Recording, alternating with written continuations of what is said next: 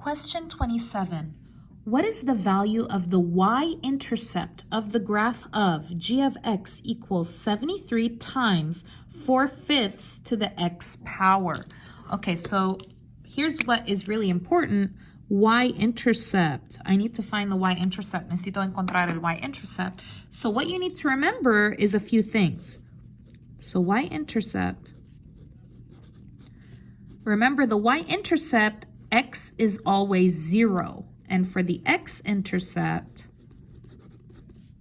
the y is 0. Okay, so you need to remember this. And in this case, I need this information.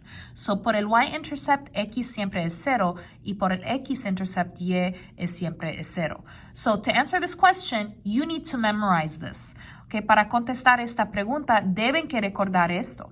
So what I'm going to put in the calculator, que voy a poner en mi calculadora, is g, parenthesis, x is 0, parenthesis, equals 73, parenthesis, 4/5, parenthesis, no x, no x, it's 0, it's 0. So copy g of 0, copy g de 0, and we're going to put that in the calculator. Y vamos a poner en la calculadora.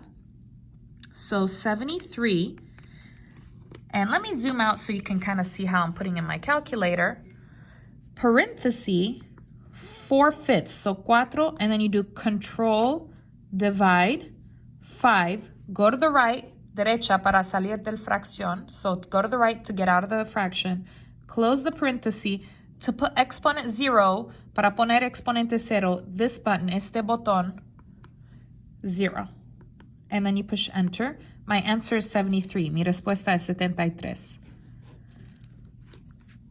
So when they ask you to color into the box, how do you bubble it in? So you're going to have some boxes. Van a tener cajas. You're going to have some boxes. Here is always positive, negative. Aquí es positivo o negativo. This is positive, es positivo. 73, 73.